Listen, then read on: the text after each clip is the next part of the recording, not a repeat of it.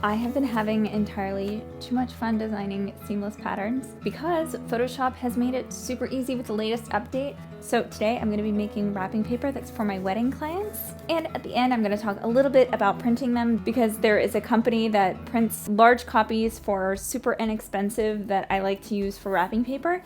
And I'm going to show you how you can perfectly print them out to wrap your clients' gifts. Let's get into it. So today I'm going to be sketching using Adobe Fresco. You can use any program to sketch with. Adobe Sketch I think has been discontinued, but most creators end up using Procreate, which is fine. It's just not what I like because I really like the integration that this has with Photoshop. And Fresco is part of the Adobe suite. So if you're already paying for a Photoshop subscription, you have access to this. I've already started by making a list of wedding related words that I can use. There's things like camera, cake, globe, suitcase, present, and I pulled up some sources. So I would have some source files to pull from too. So I've got a wedding cake and I'm just gonna jump in and start sketching. Whenever I sketch, I always start with a sketching tool that is set at about 30. I like to just make big messy shapes to start with and then I refine from there. So I'm gonna look at my resource and get started with sketching out some loose ideas. So here's a reminder to look at life that's pouring into you. And so my friend, let me tell you once again, and you know that it's true.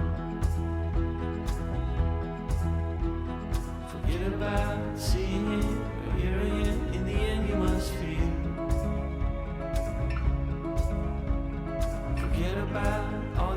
Now that I have a few little icon sketches, the last thing that I want to do is bring in my logo, and I am just going to try to match the style of my logo to the illustrations. That way I can be a part of the illustrations too. And I'm just going to cheat. I'm going to trace it. I feel fine with this. Lower the opacity.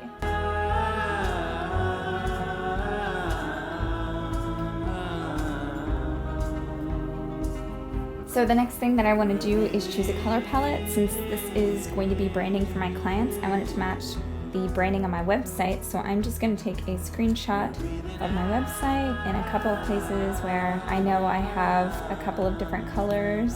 And then I am going to bring these back into Fresco. I'm just going to take these and push them off to the side. I'm going to make my background color, I'm going to go with this color and just make that my background. Pixel. I'm going to reduce my opacity. This is from Kyle's brushes and it's called Gouache Go-Go. Just going to reset that to make sure that I haven't done anything weird. Turn the opacity all the way up. Then I'm going to pick a color, maybe this dark gray color. I'm going to start drawing my icons.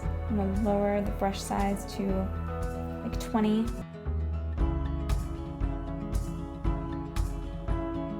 All alone again tonight, but you don't seem to forget about yourself. Wondering how it could go so wrong, but you didn't call for help. I'm going to grab a smaller brush for finer details. So I like this little, it's called Archive Inker. I think that'll be a better fit. I'm going to make it smaller, like 12. The lights, yeah, we're all affected. Watching, pray, pray, pray. I'm breathing in.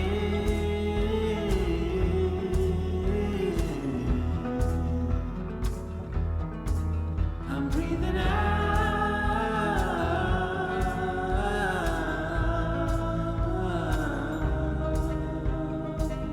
So I have everything on one layer. I'm going to turn off all of my backdrops so you can see the grid behind it. So I would normally export this as a PNG to my laptop, but I actually don't have to do that. As soon as I close out of it, it's going to sync with my Photoshop and then I can just open it on my computer. And welcome to Photoshop. All I'm doing is I'm using my iPad as an external display. I've dragged Photoshop into my iPad and this is how I'm going to be using it. This is automatically showing me my cloud documents. I was doing this in my sketchbook, so it's going to be right here.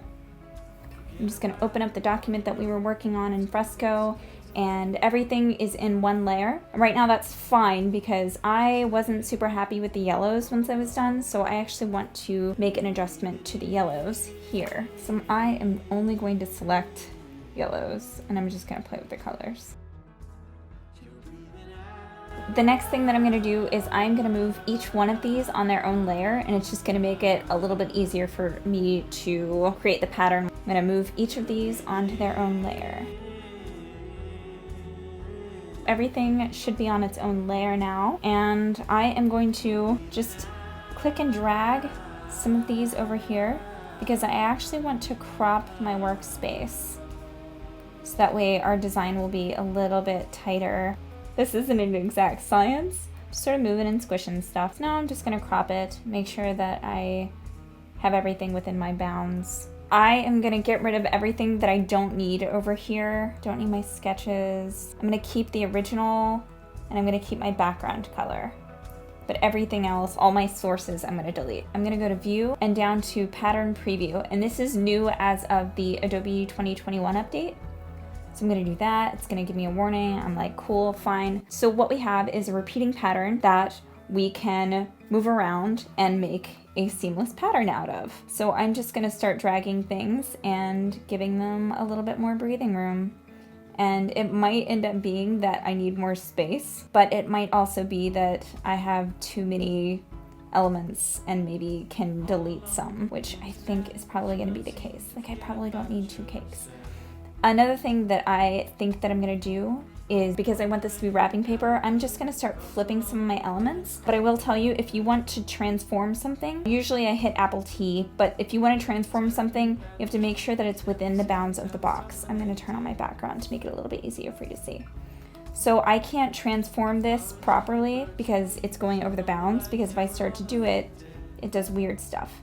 So I wanna make sure if I'm transforming anything, I'm taking it within the box, transforming it, and then I can move it back out of the box. Yeah.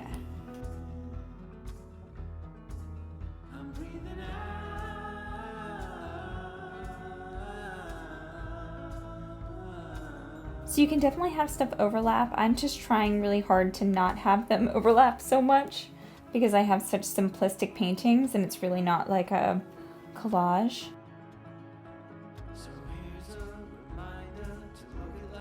My goal is to just try to make sure that there aren't a bunch of things touching and that I don't have a lot of white space. So I'm gonna back it up and see if I like it. Looking at it from afar, the car really stands out as being a little bit too repetitive. I might make the car a little bit smaller. So I'm gonna drag it back into the confines of my box. So one thing that's cool about doing it this way is that I can make another layer and just draw right in the document if I feel like there's something missing. So if I wanted to add in like little filler at this stage, I totally could. So this is what I have now. I still feel like the car is just, it's a little bit too big, or maybe the blacks are too black. I'm gonna bring it back in again, and it is doing funny things, and I'll have to address that just by erasing, I think. It's still a little glitchy. It's not perfect, so you do have to be careful. I like that a lot more. Cool. So this I would be happy with. So what you want to do with it now is go to, just go to help for everything. I'm going to type in pattern and go to define pattern. And then it's going to ask me to label said pattern. Logo, wrapping paper. Cool. And so if I save this, I'm going to make a new document and I'm going to make it 13 by 19 because the place that I'm going to print at is going to print at 13 by 19. And then I'm just going to go to, let's see, pattern, and I am going to select the pattern that we just made. I think that looks good. You can adjust it by double clicking. You can scale it up and down. I'm actually going to keep it at 100%, but one thing for variety's sake I'm going to do is I'm just going to change the angle to be like 45-ish degrees. Or I'm gonna add a solid color. So I'm gonna choose something that I think is gonna work well with my branding. So probably not this deep purple color that I accidentally clicked on. So I have a background color. At this point, I want to print it out at 100% scale to see if there's anything that I want to change about it. So I'm gonna print this out at 100% scale, so it's gonna crop off a good chunk of it to make it an 8.5 by 11. But I just wanna see if there's anything weird about the pattern or if it feels like it's the right size. So I'm gonna print this out and I'll be right back. I printed it out, and looking down at it in real life, I feel like my logo could definitely be quite a bit smaller. It's almost touching here, which bothers me a lot. The spacing in the globe bothers me a lot. And I'm just gonna circle some stuff that I want to change and see if I can fix it in the original. So I'm gonna open my original back up, and I'm just going to make those changes. So I'm gonna move my name a little bit further away from the car.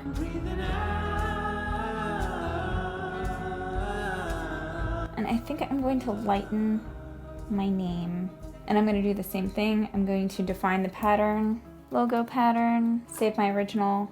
I'm also going to change this color. This was like a little bit more yellow than I liked, kind of a little more green. So I'm going to make it a more pink color. And then I'm going to add my pattern. Should be the most recent one. I'm going to take it, put it like a 45-degree angle again, and one more print. So here is the finished result. I feel like this one looks a lot nicer than this one. It added a lot to it to make the background just a little bit darker and make my logo a little bit lighter. The things that stand out to me don't bother me as much now. Feels a lot more cohesive. And if I wanted to get this printed out as a 13 by 19, I have my document all set up and ready to go. So if you wanted to, you could use an 8.5 by 11 version that you print out at home to wrap 4x6s. This would be fine, but I have these custom boxes made that I send out to my clients, and printing these at 13 by 19 or 13 by 20 is one of those. This is the perfect size for this box, and I'll show you how, because I'm an amazing gift wrapper. So you want to put it right in the middle, and the way that you can tell that it's going to wrap it perfectly is because it goes up on one side. This goes up plenty, and it goes up on both sides actually. So this is more than enough wrapping paper, and it wraps all the way around this way. So I'm just gonna flip it upside down, put it right in the middle. I'm going to crease it on this side, and on this side. I'm gonna fold it into the middle. Fold it into the middle again. You wanna make it really pretty, you can just fold down. So nobody has to see the white.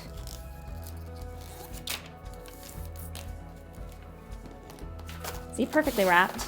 And then push it on the sides, fold down, fold down. I'm doing all of this without tape. I'm gonna show you what it looks like on this side. So you fold down on the sides, fold down, fold towards you, and then fold under. Perfectly wrapped box. I don't have tape on the floor with me, but I do have twine. So, cut. I really should tape it, you guys. This is a great demo where I'm like, no, I refuse to do the thing.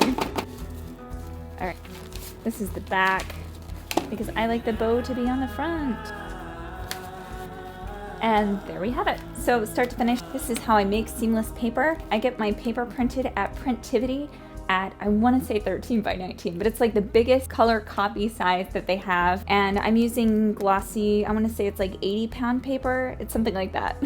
That is the tutorial. That is everything I have. If you would like, you can go to my Patreon page. I have a $3 tier for illustration where you can download all of the elements that went into making this, and you can move them around, delete them, add to them, and make it your own if it's something you want to do for your clients. Thank you so much for watching. Let me know if you have any questions, and I hope to talk to you soon. Okay, bye.